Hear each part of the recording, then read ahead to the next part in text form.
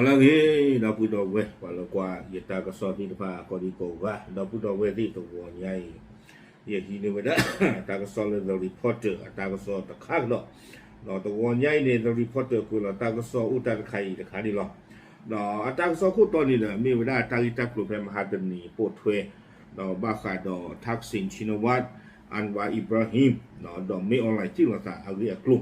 เนาะอาจารย์สกุลต่อเวคุยเวด้าจะจ่าอีเตเวด้าเลยอันวาเผยพบมินออนไลน์แล้วหารือมนุษยธรรม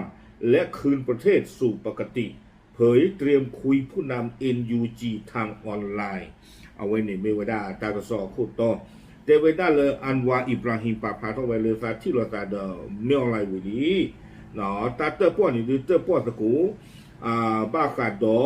เนาะตาพิจมาเจอแล้วก็ไปยอปูอารีเนาะเพราะคู่ตาวีก่อนนี้วิบลอนี่เดกระตูตะกูบ้ากาดอตามือตาคือแล้วก็ไปยอปูกะเกท่ออารีอักโลนี่หรอวิบลอสุเมียจะปตอนนี้แต่นิยาอีเตเวฟ้ากระตูตะกูซิโกตาดอ NUG อะขวหน้าและออนไลน์อปูนี่หรออันนอกก่อนนี่ดูตาใครอักเลสาทองบากเลลิโอว่าอาดีอากานี่ดูลูกบ้าเวด้าจิจันนี่หมอเนาะคอมยอนี่เดี๋ยวชุ่มตากษาทอกเลเวตบลอตดูอ่ะเด้อไม่ใจหมอเนาะตามไปตามกันเด้อคอมดูแลเวที่เราชูตาเดิมมีออนไลน์เดี๋ยวว่าอาดีอากาตู้เวทนี่บ่าเนาะอัตราตัวป่าซูเมียจะไปตอนนี้ก็กระตุกตะโกนตาเนาะ NUG นี่เนาะเอาไว้ในไม่เวด้าตามสอบขุดต่อตามสอบนี่กุยเวด้าซูเมียแต่เวด้าเพชรชีโคลุยคิงโตคิจิเยอันว่าอิบราฮิมมาเลเซียก็โคดอกเวมิสโกเวด้าอาเซียนปากเปิดล็อกสิหน่อยนี้เอาไว้ป่าพลาทเวด้าเลเฟซบุ๊กปูเนาะแล้วนอกจากนั้นเวเฟซบุ๊กปูเทวด้าเลฟาที่เราตัดมีออนไลน์เนาะแล้วเอาไว้มีเวด้า SAC เอาป่าเปิดล็อกสิเนาะเพติชินุยลุยคิโตคิชิเยเพวิโบโกมหาเตนีวิลีวิบลอนี้กุยเราเวด้าเลยอยู่เราได้หารือกันอย่างตรงไปตรงมาและสร้างสรรค์เทวด้าปฏิโลตาเนาะปเตอร์ปอตะกุลูซาลูเบลเนาะเลเกลอะไรท่อเลทอตะกะปะนี่เนาะโดยเน้นที่ความต้องการด้านมนุษยธรรมเร่งด่วนของชาวเมียนมาปกติตะกูตาบ้าขาดอกก็พิโยปูเนาะปลาลูตามาเจอริโวอูคาอีติผาวิบลอนี่จะรวมถึงการจัดตั้งโรงพยาบาลสนามโดยทันทีดอกกระดูอุทอซิโกเวดาตาซาฮีตบลอโกเนาะหรือตาปลอบุตาซาฮีติผาตบลอโกนี้เนาะก็บ้านดูอุทอที่โคเตเวตลอดจนความสำคัญของการคืนประเทศให้กลับสู่สภาวะปกติเนาะดอเตวดาตาเรียเรดูสุมิญาณคานี้และปกติตะกูตานี้เมื่อเวลากับบ้านดูอุทอกิเวก็พิโยปูตามือตาคือละอาชูละคลีนี่เนาะเอาไว้ในอันวาอิบราฮิมปาพลาทอเวดาจิจานี่วิบลอนี่เด้อกุยกระโดเวดาจะจ่าอีเทวดานายอันวาเปิดเผยว่าเช้าวันนี้ตนจะพบกับตัวแทนของรัฐบาลเอกภาพแห่งชาติ NUG เทวดาถูกวันยาอีตากระที่เราตาดอ NUG ปดูอักษะเซกอดนี่หรอวิบลอนี่เอาไว้กุยกระโดเวดาสุเมียผมยินดีกับมาตรการล่าสุดในการคลี่คลายความตึงเครียดรวมถึงการปล่อยตัวผู้ถูกคุมขัง 4,800 คนเมื่อคืนนี้เทเวดาเลซาเวซาสาคือโนมาเนาะเลก็ไปโยปูกะไกสาทอเคลอบาเซเวตาเรกอติผ้าดีอามีตาปลากุยเวปามาตากะมาโพอากาลุยโทโคกยาเบลเพมนายนี้ดอซิเวดาเลการกระทำดังกล่าวถือเป็นสัญญาณที่มีความหมายเทวดาตาปลากุยปามาตากะมาตะบลอใหญ่นี้เนาะเมตาปนโนตะคาเลอูดออะคอมยอนดุมาเราจะยังคงสนับสนุนให้ทุกฝ่ายมีส่วนร่วมอย่างจริงจังเพื่อผลประโยชน์ของเสถียรภาพของเมียนมาเทวดาเลปกะข้อถวยเนาะก็ปาเดเลกัมมาตโกตาเซโนเนาะดิสเดก็ปิโยอัตาบ้าบลึกกะเกทออัตรุเตเวและความเป็นอยู่ของที่ดีของประชาชนประธานอาเซียนกล่าวโดเทวดาปัตตวโพธิฟ้าตาอมูอุเกกะรีทออากอนี่เนาะเอาไว้นี่อาเซียน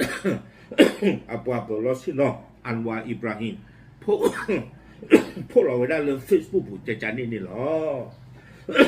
วิบลอนี้เอาไว้เลยก็ได้ก็เลิกเป็นทำปอตีเนาะเอาไว้ กันวิสืบแสงแต่บล็อกดอกเอาเวปาพระทศิโกเวด้าเนาะบ้าขาดตั้งฮิตากลุตินผ้าอีเอาเวเทวดาเลยตนทราบมาว่าการพูดคุยระหว่างนายกมาเลเซียกับผู้นำรัฐบาลเอกภาพแห่งชาติหรือ NUG ของเมียนมาจะเป็นการหารือทางออนไลน์กับนายก NUG มันวินไข่ฟานในช่วงเวลา 7:30 นาทีของตามเวลาเมียนมาการวีสืบแสงเนาะเอาไว้ปราบพาท่อเวด้าจะจ่าอีเตลด้าเลตาติงยาซิโกเนาะเลมาเลเซียก็คู่เอาไว้ก็กระตูตะกูต้าดอ NUG อัปดูเลออนไลน์ตะกปะเนาะเอาไว้ก็กระตูตะกูต้าดอมันวินไข่ฟานเลก็ประโยชน์นอกโทษนี่วัวคอนนุยนาริตะคอเพชรตัดนี่ใหญ่เนี่ยเนาะนุยนาริตะคอแล้วก็ประโยชน์นอกโทษดูกับบ้าไว้ได้เลยอยู่ก็เนี่ยโคนาริซูเมียตะคอนาริกระดอกเนาะเวด้าอันวาอิบราฮิมดอมันวินเคนไรคินร่างวิลาสูอัตราที่เราหนักกษัตริย์ท่อไว้ได้แล้วออนไลน์ปุ่นนี่หรอ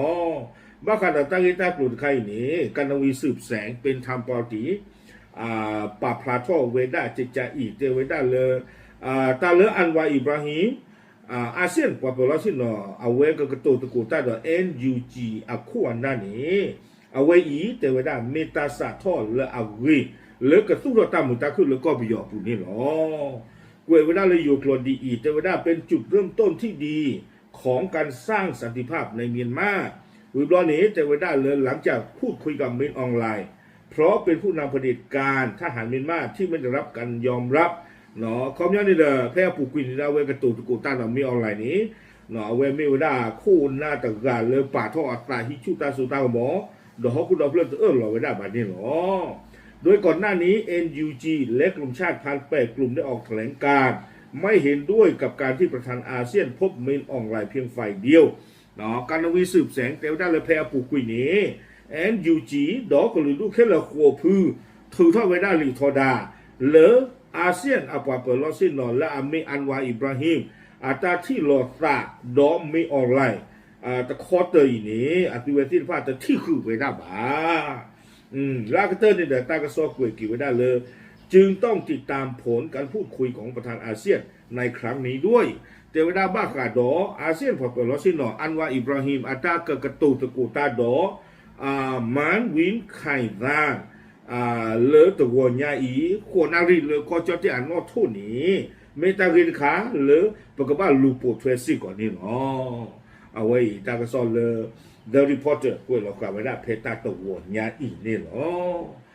อากูแต่ตอนนี้เด้อยิ่งชมว่าแต่ไม่ใจเนี่ยดูปว่าอาดีอากาที่ก็สาท่อที่คือไว้ได้ลีเนาะก็สาท่อที่คือลีบ้ามนูโคตาเลนี่เด้อ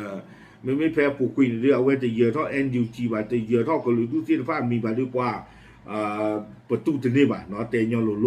บาสาธนากิดเอาไว้ไม่อุดตากูยัดเดี๋ยวประเทศบ้าเอาไว้อาเซียนพอเปิดเราสิ้นเนาะอันว่าอิบราฮิมเป็นไงนี่เนาะไม่ได้ก่อนยาเรื่องเอาไว้ก็ตัวตะกูตาดอNUG เอาประตูนี่เนาะโอเคเอาไว้นี่เด้อจิชมแต่เลยตาฮีตากลมีหลอดต้นหลอดชอมมีอุทอกระดอเนาะอยากเตรียมจะหรือจีตะโกที่ฟ้ากุยบ้านมันคนแต่ละเว้ยไม่ได้ตั้งซ้อนคาเลยปกบ้าปาคือปาตาซิก่อนนะเนาะเอาไว้ไม่ได้ตั้งมึงตาคืออักเลตบูเลออาเซียนปาเปิดลอซินเนาะตึกาอีกษัตริย์เขากู้เวด้กยอแพรเวอุเลลอชินเนาะอาเซียนต่อใครนี่เนาะโอเคเนาะปาพลาดุสิญญาโชปาเจเนาะตีโพตโกโพปาลาควายตั้งซ้อนที่ฟ้าเทๆหรอตามหรือ